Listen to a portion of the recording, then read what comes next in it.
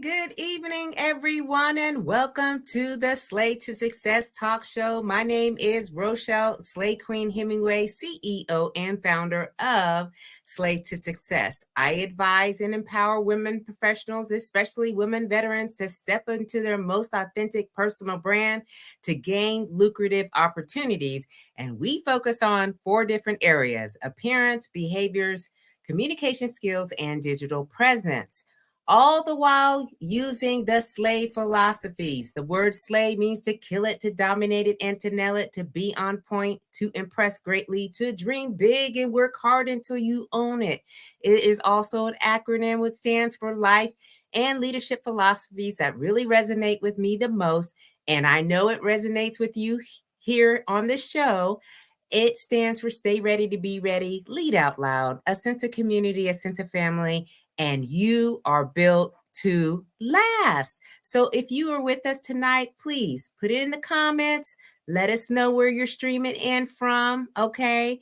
Tell us your name, because you know how I like to do it. I like to give you a proper shout out because you could be anywhere. And I know the football games are playing. Okay. I know that sometimes on Sunday nights, they take precedence, but you decided to join us here tonight because I have a SLAYMAZING guest, y'all. Okay, you don't want to miss this. Go grab your beverage of choice.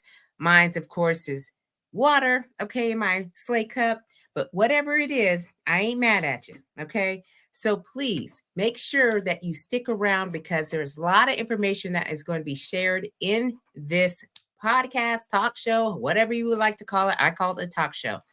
So the purpose of this show is to highlight men and women who are using the SLAY philosophies and making a positive impact in this world. And so, you know, when I bring guests on here, they are doing just that. Good evening, Leslie. Thank you so much for being here live. Glenn Roy, how you doing? Multitasking. You got football game and slaying with us tonight. That's right. You could do both at the same time because Glenn Roy is also a veteran, and we were stationed together in Vegas. And, you know, we had many things going on at one time. You can handle it. So thank you so much for being here tonight. All right, y'all. So tonight I have my friend and business partner, Maureen Edwards. Okay. She is an award-winning inventor and entrepreneur, and she is a renowned expert in branding, marketing, and business strategy. And she has built 6 successful companies. Okay, I'm going to say that again. 6 successful companies and has earned over 30 industry accolades. As founder of the 8 Simple Steps and Ingennicom Communication, she transforms businesses through her outcomes-based approach, helping entrepreneurs build sustainable companies while maximizing revenue.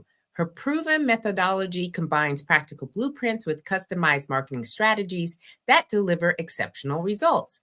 A Wharton University digital media and AI strategy instructor and national business educator, Maureen is also a sought-after keynote speaker.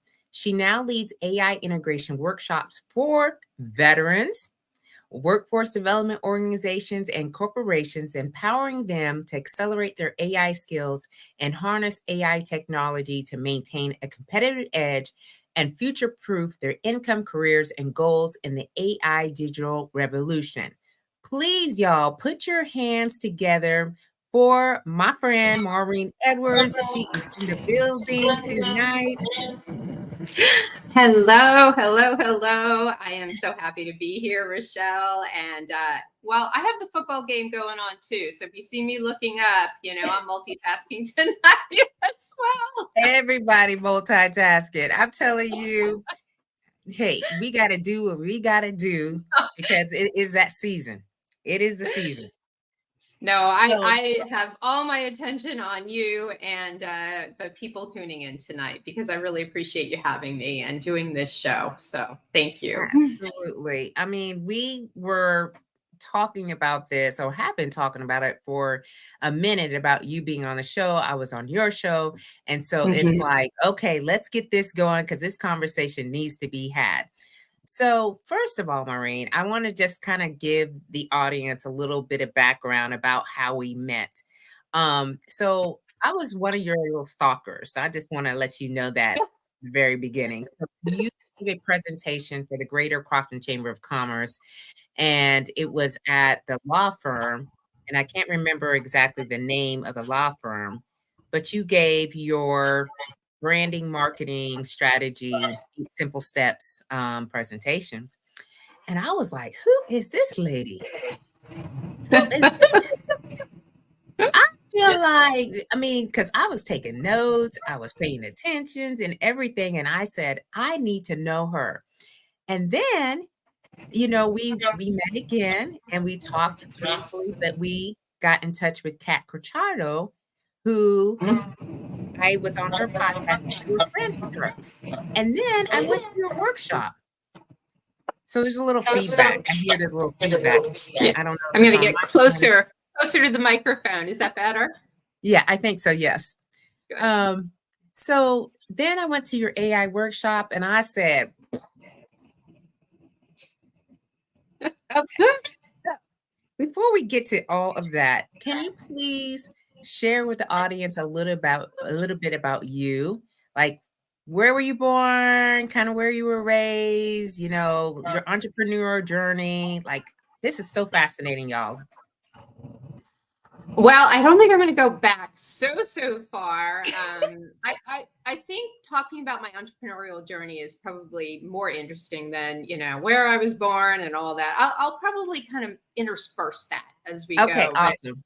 But I always say to people, I did not wake up one day and say, "Oh, I want to be an entrepreneur." I think some people do, but I was a corporate girl all the way. I mean, when I tell you I wanted to be in a corporation, I wanted to be president and CEO of a corporation. That was my goal. I loved dressing up in business suits. I loved having my team. I climbed that corporate ladder and loved every minute of making corporations rich. I mean, that was my passion, and I was so good at it. But I became an entrepreneur by accident. I invented a pet product totally by accident. And isn't that how products are created? They are just by accident. And it was that aha moment where you're at a crossroads where you say to yourself, I am on to something, and I can either look at this opportunity and take it, make a calculated risk, do what most people don't, scared to death, jump off the diving board into that pool, leave everything behind that I worked for. Just the security, the income, just everything, and take the scary world. And I just felt like if I didn't do it, I would always regret it. And so I did it. And I leveraged my 401k. I leveraged my house.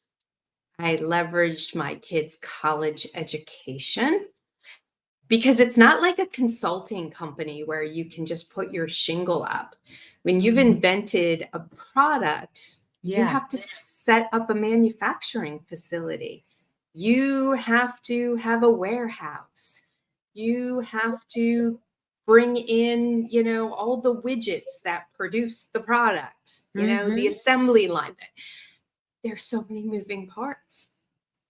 And I created an entire manufacturing facility in India. And then I almost lost everything. Wow. Okay, first of all, so you were in the corporate space for how long? 15 years. 15 years. And so did you just decide one day that you were just going to stop working in the corporate world? Like, where did that shift come from? Like I said, and I don't recommend it today. Every entrepreneur I advise, I say to them, keep your day job and have an exit plan. It's not a side hustle. I don't believe in side hustles. I believe in exit plans. Work off your employer's dollar right? Yep. You don't have to Yep. let them know. Don't do any conflict of interest. I'm not saying to put your job at risk, but work off their healthcare, work off their paycheck, work off them to get all the kinks out of your business. Do everything wrong and have no consequences, right? Right. Right. Do everything that could be risky, and all the mistakes are made. Do everything that I did and screwed up on, where you don't leverage everything. And if you make that mistake, you don't lose anything. So that when you are ready to fly and leave that job, you have clients, right? You have Right. proof of concept. Right. Right? You know what you're doing. Mm-hmm. I didn't do any of it. What an idiot. Wow. Here I was, so brilliant in corporate America, Rochelle. Like, really? Okay. Yeah. I was good at corporate America. But nobody teaches you how to be an entrepreneur. Nobody. And you were on your own in sweatpants in your basement, all by yourself, especially 15 years ago when I became one, right? There was no communities. We didn't have really the internet pulling everybody together like we do today, doing stuff like this. My family didn't understand it. People who aren't doing it, they don't know what they don't know. I was totally alone. Nobody teaches you anything. And even today, people try to Google their way to creating a business, even today. And I'll tell you right now, you're not going to make it. Yeah. Wow. Man, look, I didn't even know all that. And I'm thinking to myself, how in the world do you get there?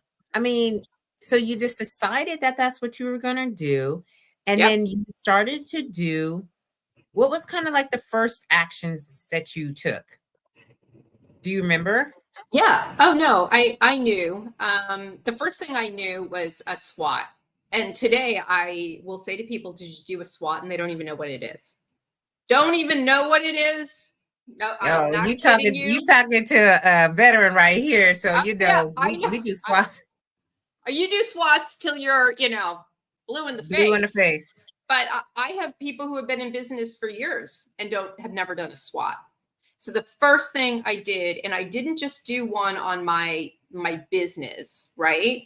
And the industry or the environment. I did one on myself. What were my strengths personally, my strengths as a business person, my weaknesses. Okay, so I did both. So I knew enough to do that. So I took my corporate mind, right? Yeah. I knew my strength in branding. So I knew specifically I needed my target audience. I knew my value prop. I knew how to build, right? Which is what I do with entrepreneurs now. So I knew that branding and marketing were completely two different things. Absolutely. So I knew I had the foundation right, Rochelle. I did. I built it beautifully. And that's why for the first 6 months, the company went like this. We were in like 500 stores in 6 months. The designs were beautiful that I created. I did all the designs. I was producing everything in my basement before I ever went over to India. Literally, my friend and I didn't even know how to sew. All right. This was a sewing. This was a product. My friend was sewing all of these, this pet product. What is it? So I created the Bandabling. It was the first ever snap-on, snap-off pet bandana that I had patented. And then the second one I launched a year later was the Slobber Blotter, which was a revolutionary bandana for dripping, drooling, slobbering dogs that they could wear, that you could basically wipe their entire slobbering face without carrying a towel in your purse. And that was also created in an aha moment photo shoot when I was in a photo shoot with this humongous bulldog for one of the snap-on, snap-off bandanas, and he was snotting all over it. And I looked at the owner and I said, "How do you deal with this? This dog has ruined 3 of my bandanas in this photo shoot." She goes, "Oh, I've got the towel right here." And I went, and she whips it out of her purse. And I said, that's even grosser than having kids with their like, Oh, yeah. all this stuff we would carry. And that's what she had, was like a diaper bag for this dog. And I said to her, you know what? I think I need to create something that's really fashionable and cute, like a bandana that goes around his neck that you can just have right there. She goes, oh, that would be so awesome. So I went right to work, created this design that didn't look like a towel, snap on, snap off. Yeah. And that saved the company. Wow. Saved the company, and everything that I was good at, I was only good at for so long, because everything I was terrible at, Rochelle, when you're really bad at something, it becomes really obvious soon enough, and it causes really big cracks. And when your ego does not allow you to reach out to help people or ask for help, and you keep doing something over and over again without bringing people in, eventually it won't work anymore. And it stopped working. And that's why I say to people, you think you can do this by yourself? Maybe for a little while you can. Yeah, for maybe a little while. Yeah. So I remember when the whole thing was falling apart, I was probably in 9 months, 10 months, those 500 stores, and then it just hit, boom. And I remember 10 months, 11 months, SCORE. I didn't even know who they were. I had picked up a newspaper. Newspapers were popular then, right? And there was this thing, the local newspaper, and it had, SCORE, free mentoring and advice for small business owners. And so I walked in and said, hey, I kind of need some free advice as a small business owner, and gave my whole story. And the guy, who was like this renowned business person, giving his volunteering mentorship, and he said, you know what you need to do? You need to hire an operations manager, because you're not good at logistics. You're not good at warehousing. You're in the process of working with people in India to set up manufacturing, because you understand that your friend can't keep sewing thousands of bandanas every month because you're behind on orders. You've got no revenue coming in, yet you've got hundreds of orders for people waiting for everything. And you're basically going to go bankrupt since you have no money. And you know what I said to him? I can't afford to hire an operations manager. And he looked at me, Rochelle, and he said to me, you can't afford not to. He said, it's up to you. Do you want this to work, or don't you? Do you want your kids to go to college, or don't you? Do you want a roof over your head, or don't you? Wow.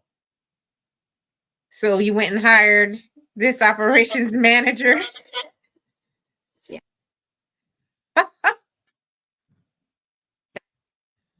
Wow.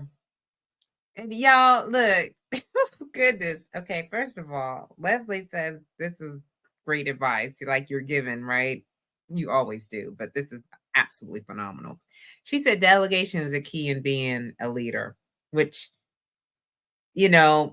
we'll come back to this, because I think this is something that we can pull a thread on a little bit. And then Leslie says, I love what you said about ego, as when we think ask for help is a sign of weakness, but in business, there is no place for ego. Absolutely, Leslie. I was going to say that if you, I think it's because we think it's our baby, and we want to hold on to it, and nobody can do it better than us. And I think we get possessive of it, right? Because we created it. But Rochelle, we talked about a partnership, and this conversation is going to fall into why we have teamed up. Because there is no place for ego, and anybody who is holding on right now, maybe not hiring somebody even 5 hours a week to help them with social media, and you're spinning your wheels with marketing, and you have no experience in it. stay in your lane, Mm-hmm. right? Do what you do and be good at it. Because I'm going to say to you that as soon as I did this, Yeah. in 3 years, I sold that company, which allowed me to be very thoughtful about what I was going to do next. And that next was building 5 more. But Oh, listen, y'all. so I got to tell you, I guess he was right when he said, I can't afford not to. Yeah, I could have walked away right then, cut my losses, and said, all right, I'm just going to, declare bankruptcy, say to the bank, I cannot pay this loan back, take whatever I've leveraged, and that'll be it. But I didn't. I took more money out. Sometimes you do have to pay to play. Yeah, you're right.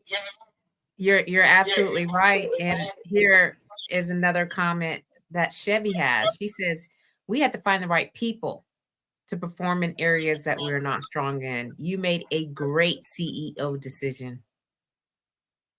Thanks, Chevy. Thank you. You know what?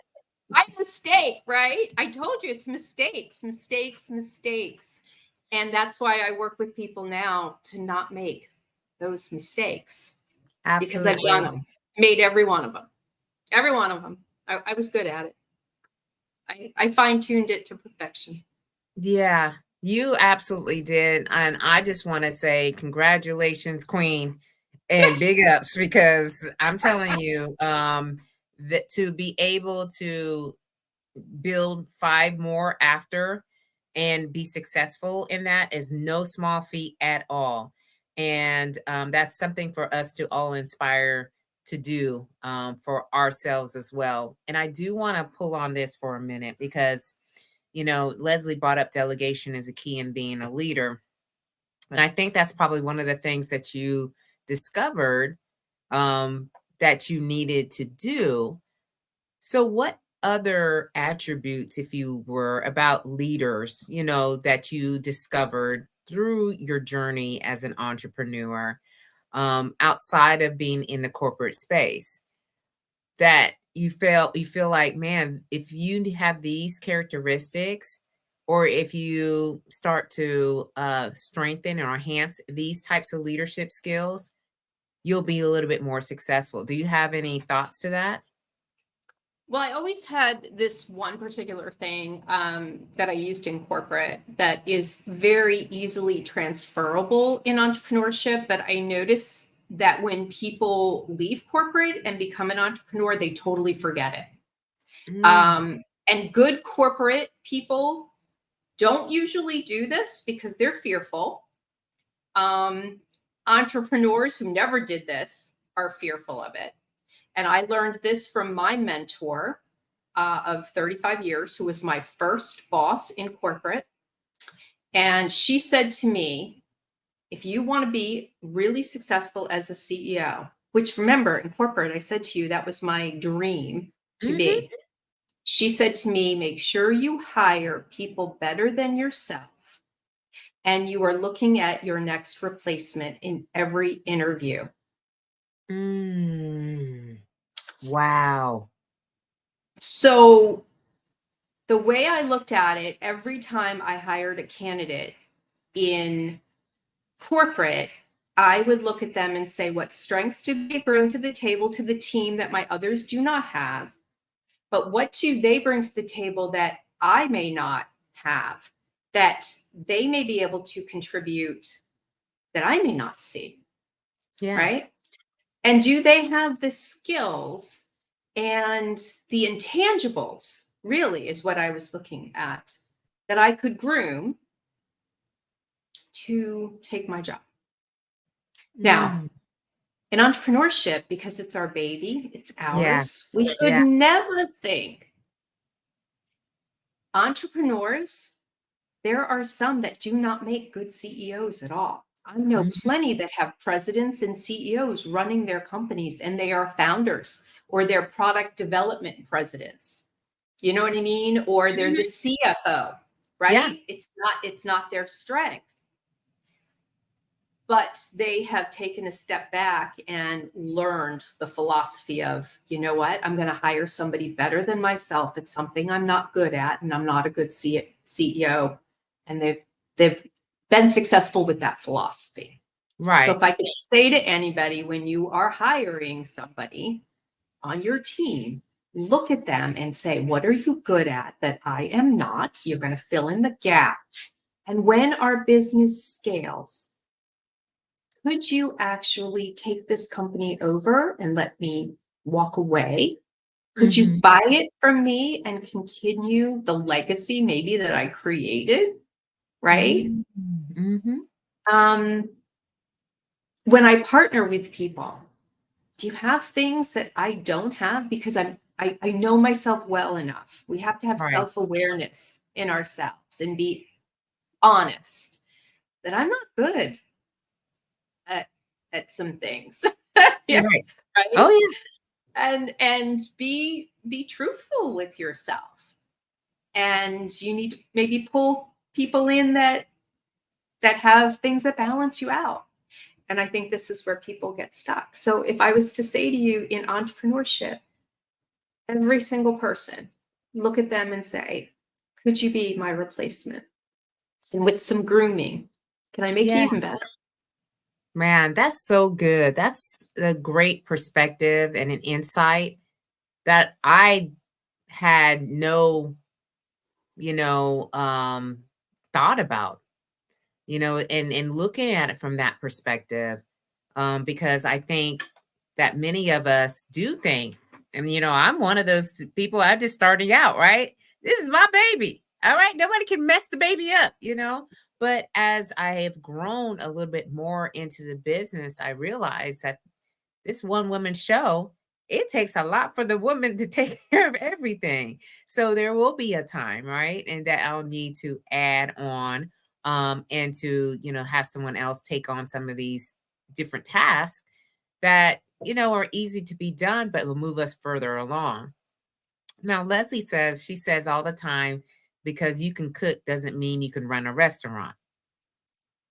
And Absolutely. it's true, right? You see Yeah. that a lot of times. And I worked as a waitress at this Mexican restaurant called Chi-Chi's. And the owner, he thought he could cook, right? So he would jump in every now and again, and we would get the worst complaints from the customers, like, "This is no good, who's fixing the food back here?" And he's like, I'm like, dude, that's why you hired the cooks. Why are you back here? But it's so true. It is absolutely true.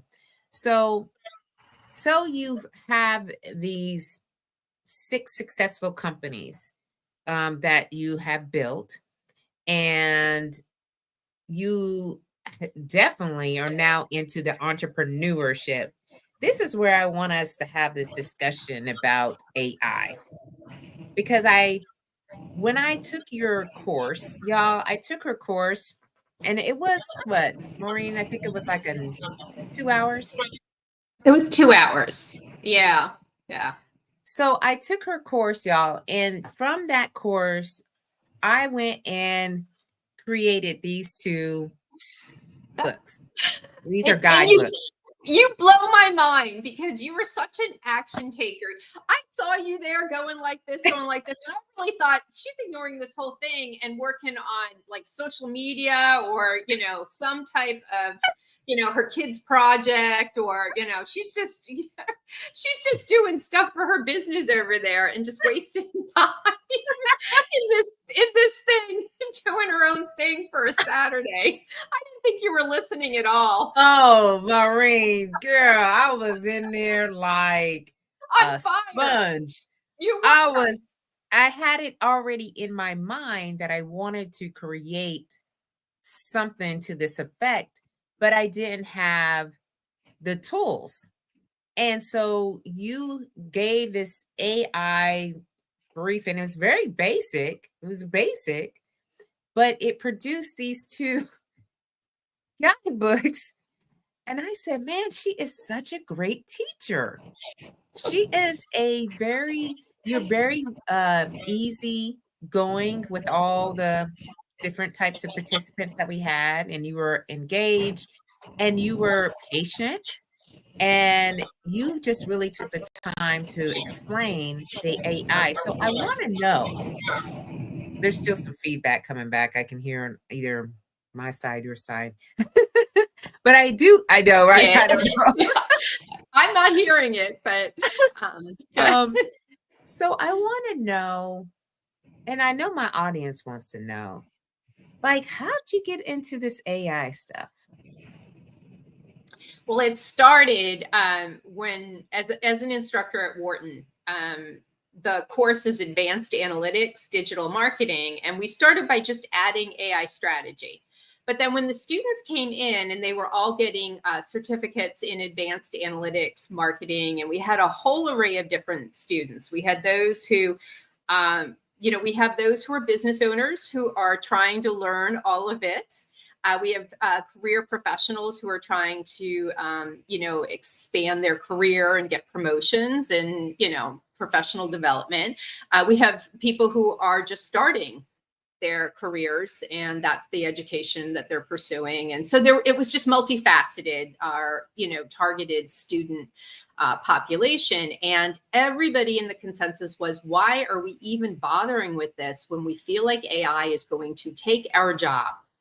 And so when we heard that, we're like, no, AI, that Terminator, that robot that you feel is just going to, take your marketing job, your communications job, your analyst job and market research job, all these things that you are here to get a job for. It is not taking your job.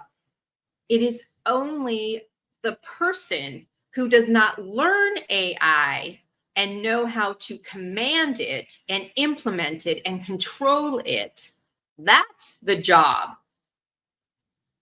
The person who is going to lose their job to somebody who owns it and who knows it. And so the aha moment right there for us was, let's add more of the curriculum to implementation of AI, where they walk out with a mastery of AI, not just learning about the why. Okay, this is why you need to know about AI, but the how. Yeah. Where you walk out and you can sit with an employer and go, I just don't know, why we're going to need AI. I know how to actually implement it to save time, save resources, make sure that we maximize our revenue and our budget in here. And I want to show you a portfolio of work that I have created through my certification that I can bring right to the table here, so that you can identify to them as a resource and of value. And it elevates their competitive edge over other marketers who aren't able to talk AI with an employer, who can't bring that to the table, who don't have a good command of the AI, learning capabilities. And so what we found when we backtracked and did our outcomes-based feedback is that they got jobs really fast. And they got jobs at 40% more than what we were looking at the past classes, right? And I think that's really important. Yeah. And so, we really want to emphasize that, there are just people out there that, when you learn AI, you actually make more money and you have a competitive edge. And I think that's what's important. I do too. I was that type of person because of being in the military for so long. And, AI was very foreign language to us. And when I retired and I started to get into entrepreneurship, I started hearing about, Chat GPT and, some of the other platforms that you can use. And I was so scared of it that it was like, I don't want to put any information in here because they're going to take all my stuff. They're going to like find me and they're going to get all my, you know, card numbers, bank numbers, all the things, right? But then when I took your course, and no kidding, it wasn't until I took your course and you were walking through it and how to customize it, you know, how to make sure that it had the information that you're entering and want it to reflect your brand, if you will. I started to use the tool and I use it every day. And so, you know, for me, um, I it is helps me for especially with the time, you know, to save time on putting out social media posts, putting out content, even answering emails. You know, sometimes Mhm. we don't know the right words to say to answer an email in a professional manner. But if you have customized it certain way where it speaks with you in mind, man, I'm just like, this is the best tool ever. Okay. And now, okay, when you say that 40% of the students that went, you know, through this program and got their certification, got, you know, jobs faster at a faster rate than everyone else because they had this skill set. Like, this is what's relevant today. Like, this is really the Absolutely. thing. Well, we're finding, and this was my aha moment again. And I guess this is the entrepreneur that comes out because my agency Ingennicom, we work with business owners. I mean, it is our job in this agency to stay ahead of the curve because if we do that for our clients, we all survive, right? And Absolutely. so I walked away from this and I'm like, we need to start implementing this for them, which is what obviously we do in our client services business. But then the other aha moment was I work with other entrepreneurs to build their business, Rochelle. And do you Mhm, know a lot of the people who come to me don't want to be entrepreneurs? They are mhm, forced to be entrepreneurs due to ageism. And most of them are women and most of them are minorities who have been mm, kicked out of the workforce and are entrepreneurs because they can't make a living anywhere else. And that's mm. heartbreaking Yeah. because nobody should be forced into entrepreneurship unless you have a passion for it, unless you want to control your destiny.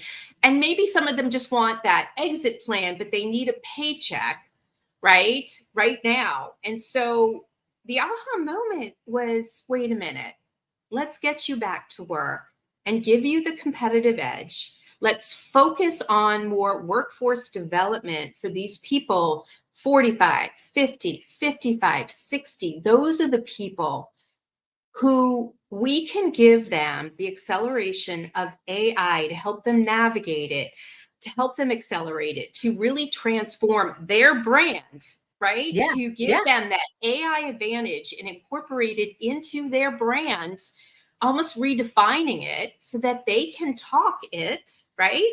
Yeah. They can speak it, they can be in command of it in front of an employer, in an interview. And what better way to get an interview finally when you put that on your resume that it really differentiates yourself? I mean, that's your edge. Just like it differentiated people, with the certification when they saw that they got a certification in, all of these different AI courses and implementation. If you show somebody that and you Yeah. have a book of business, almost like a book of a portfolio of work that you can sit in an interview and demonstrate, that's my mission. That was my aha moment. And that's when I went back to my agency and said, we are creating a division of AI empowerment, AI solutions, and this is our target audience. This is Yeah. it. You know, I am so excited. So, y'all, if you haven't been following us on LinkedIn, Facebook, pretty much those two platforms, you will see my face, Maureen's face, and Misha Mayban's face together. Yeah. We are teaming up, okay? And the whole premise behind supporting, empowering, and particularly veterans to return back to the workforce with this skill and allow them to see themselves get back into the workforce at and accelerate in their career at a faster pace because they have this tool, if you will. Like, I was almost floored when you were like, hey, let's have a discussion about Were you AI and surprised? I was Really? absolutely, yes, because as an entrepreneur, and I decided that that's what I was going to do. My whole focus this whole time was to create a job, if you will, a opportunity. I was in alignment with what I wanted to do, not because I had to. And so because of the 30 years in, I already been there, done that, got the t-shirt. And so when you said, "Hey, let's team up," I was like, "Well, this is what I'm talking about. This is what I want to do." This is definitely a mission-driven a work. It's a way to connect back to the veterans. It's a Mhm. way to allow them to see how they can be successful with the mindset. Misha's going to do the mindset. I'm doing Mhm. more of the leadership aspect of it. And then you're with the AI. So it's just like, wow, teaming up, partnering, and allowing ourselves to work together when the narrative is women can't work together. I mean, I've heard this narrative. Oh, Oh yeah. Oh yeah. There's a narrative out there that says that women can't work together. I'm like, what? What type of women are you working hey. with? So That's interesting because oh yeah. well, it's funny because somebody said to me, "Why are you taking on people when you've never done that?" Like you've always been solo, other than, I had operations manager on logistics and warehousing, but they weren't like in the sales and negotiations and marketing and branding, in which I had to do massive collaboration with, Yeah. right? They were handling all that minutia that I'm terrible at. Like, just go on your own, right? Yeah. You just give me updates, give me briefs, but Yeah. barely had to talk to That's them. it. Right. And so never, ever in my entrepreneurial journey, Rochelle, have I ever been anything but solo. And Mm. so this was one of those things that I had to really do a deep dive on. And I actually had to put it on paper for me to visualize what this would look like before I even reached out. The why are you doing this? That's always what you should do, is go back to the why with any decision you make, even something small. Because if you don't know why you're doing it, then you should never move forward with Mm. anything. Anything. So I really had to look at it and said, can you do this by yourself? And the answer was absolutely not. And my husband said, why can't you? You've done every other company by yourself, including one that was the hardest of all time, which is manufacturing. This is Mm. nowhere near that. I said, here's why. One, I'm old. What? It's different. It's much different when you're in like your 30s. It's so different. But anyway, No, no. she said that's not true. All right, let's take that off. You can Yeah, scrap let's that take that out of off. It there. was live, right? No, here's why. The world is so fast paced. Number one, AI is our fourth industrial revolution. It is the biggest thing that will hit us. If you thought the internet or Google or any of that was, you've seen nothing like this. In fact, ChatGPT is obsolete. Yeah. Obsolete. It's gone. And remember, I taught you Gemini, yeah. gone. I don't even use it.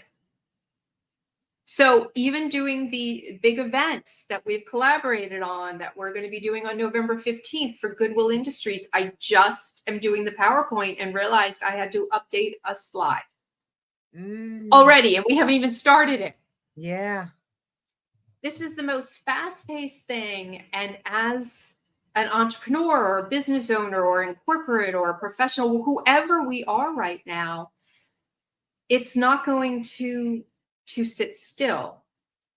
So that was number one.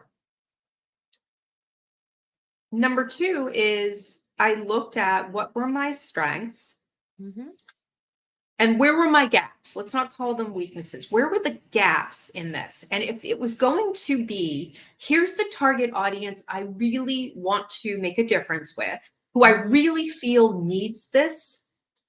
And was my aha moments, especially with the women who I've worked with who could not find those jobs, who were my entrepreneurs kicking and screaming, and we needed to get you back to work, and doing the beta tests and seeing them getting the interviews after doing it. I needed to have people on my side who had connections in target audiences that I didn't, hence your background. Right? I needed it. Yeah. I also needed women over 50, right? Yep. Because we have people who don't think they're technologically savvy, men and women over 50. How in the world could they learn AI? Well, Misha Mebe is the most slay queen as well at 57, who is picking up on AI and ready to let everybody know that AI is your ally, not to be feared. Anybody can learn it. So I wanted people by my side who would represent, we teach who we represent. Yeah. You are all just like us. And I wanted everybody to bring a strength to the table, like we talked about. And like I said, I wanted to be looking at my replacement for when I don't want to be here in this company in a couple years. I want to be sitting at the beach, Rochelle. You know that. I just got back from the beach for 6 months. Listen, if Maureen is calling us from the Outer Banks, and we're like, so I remember we were at a meeting, and you were like, "Oh, I'm leaving for 6 months," and I was like, 6 months? Where are you going? Oh, I'm going on sabbatical. A sabbatical? Where are you going? And you're like, to the beach. I told my husband, we about to go to the beach for 6 months, okay? It was like, what? I mean, to have that, because it's just the peace of being somewhere with the work that you do and all the work that you have done. You have to be able to enjoy it, enjoy the life. And so I ain't mad at you now one bit. Every time you would pop up and you were like, you pull back your hair and you're like, I was just at the beach. And, I was like, okay, she's living her best life out there. It's me when I finally put makeup on and had my hair done, because you were like, I've never seen you without your hair pulled back or with makeup. What are we doing? Consultant, and I've never seen her without like a swimsuit on and off the beach in the last 6 months. And I'm like, that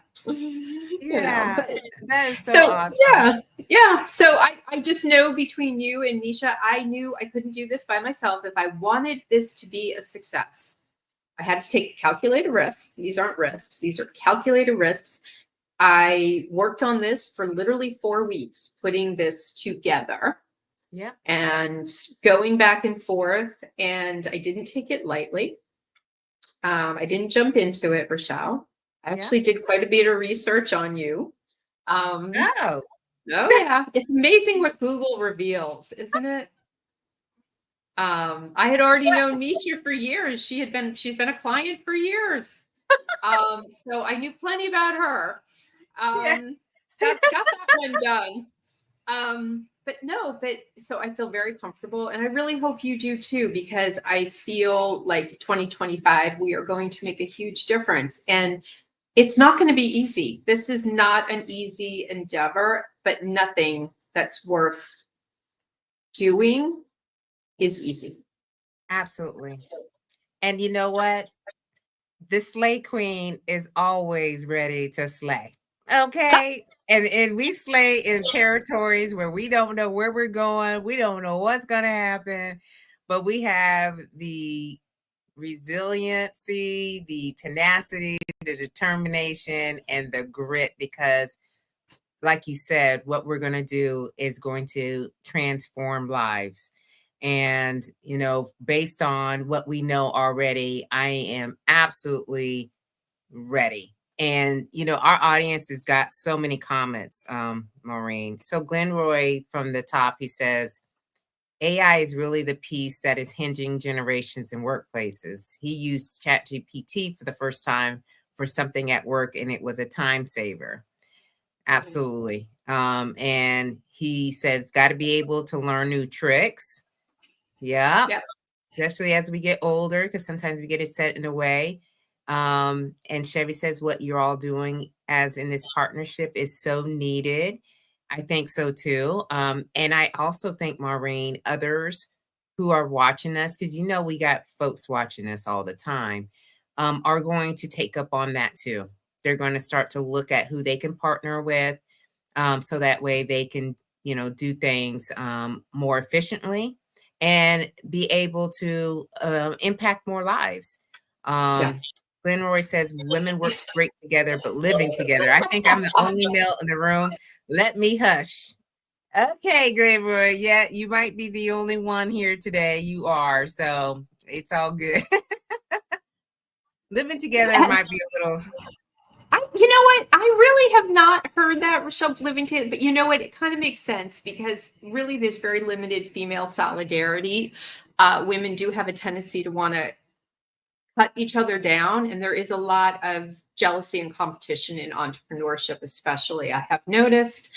And a lot of taking each other's ideas and not wanting people to give each other credit for other things. So maybe I can totally see your point, but maybe they're just not picking the right partners or doing their due diligence either. And the personalities have to, if you get a lot of strong personalities, that's Yep. okay.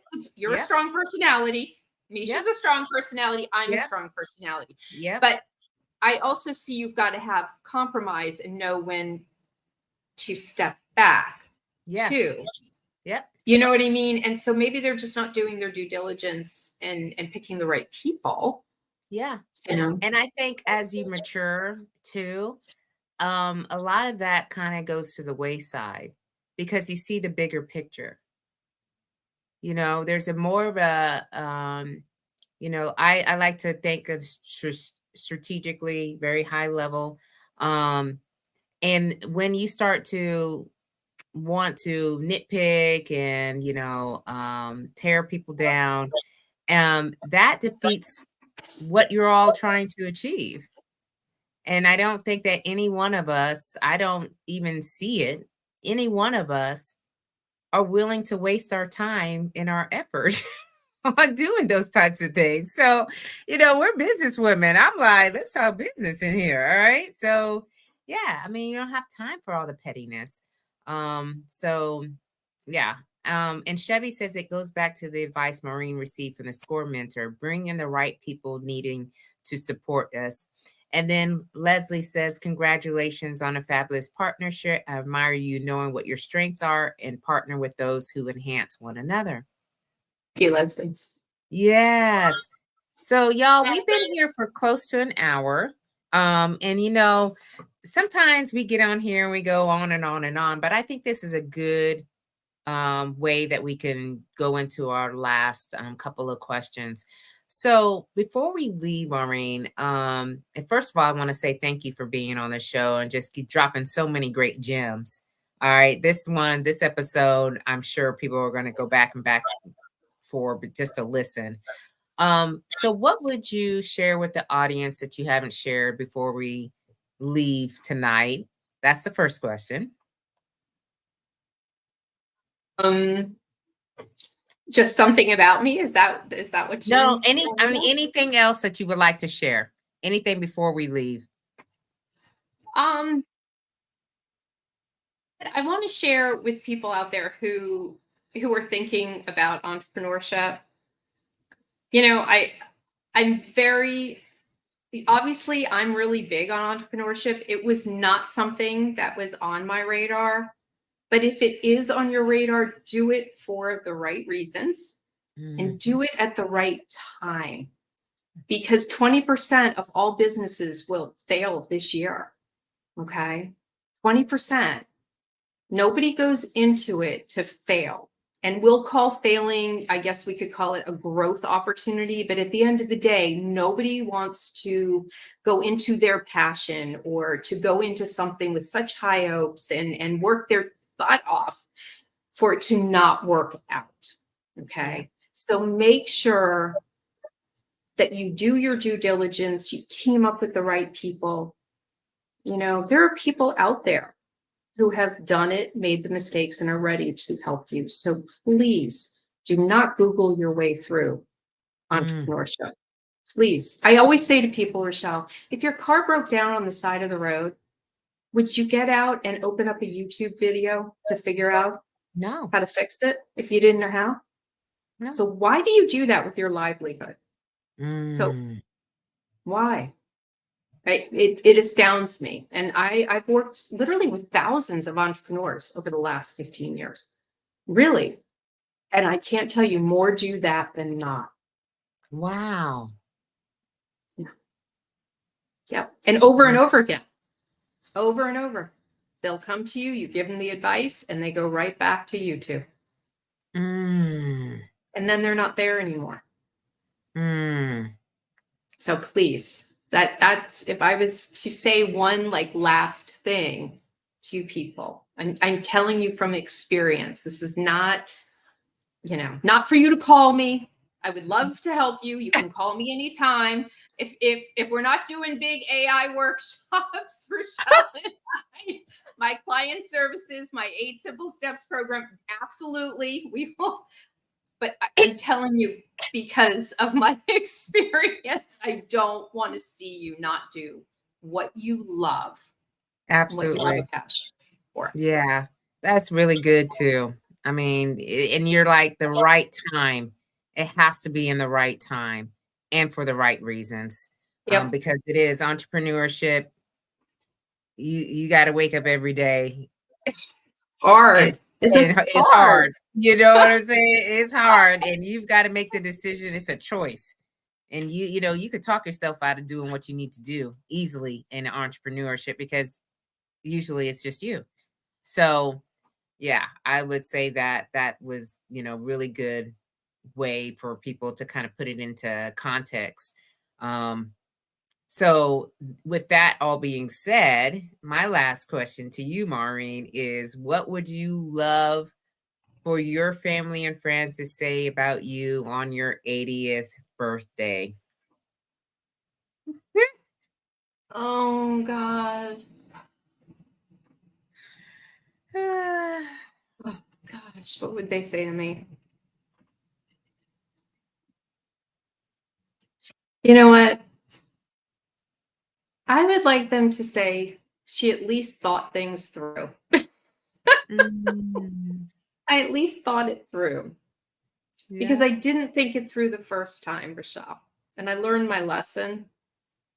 So they know now that I do think things through. I don't jump at things. You know what I mean? I'm very thoughtful now. I will take my time in making a decision or saying something. You know what I mean? I'm very, she takes her time to think it through. And I don't know if that's very profound. Maybe it should be something like, she was the kindest, most awesome, wonderful person. We just adored her. She loved her toes, the ocean, and sitting there for hours. I don't know. Maybe that's all good too. Well, that's good too. I But want that too, but yeah, okay, so y'all pay attention. All right. So if you go back to this, 20 years from now, this will be in some sort of historical data or somewhere in the libraries. But let her know that she was kind and she was generous and she thoughtful was and thoughtful generous. and, Yeah. all those things. But I do think that you taking the time to really think things through has been one of those cornerstone foundational things that has made you very successful. So I applaud you. I want to thank you from the bottom of my heart for you to be on the show, number one, but two, trusting me to be a part of your adventure and in this journey. Because I am so happy and excited for where this is going to go. And I know Misha is too. And y'all, thank you so much for being here tonight with us. So Glenroy, Leslie, and Chevy, y'all were holding it down tonight, knowing that there's a football game and all the other things that are happening on Sunday night.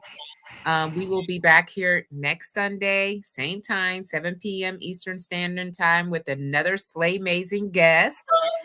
So make sure you come back and tune in. And as we all know, the last words are keep on slaying until you can't slay no more. And we will see you all very soon. Bye-bye. Thank you. You're welcome.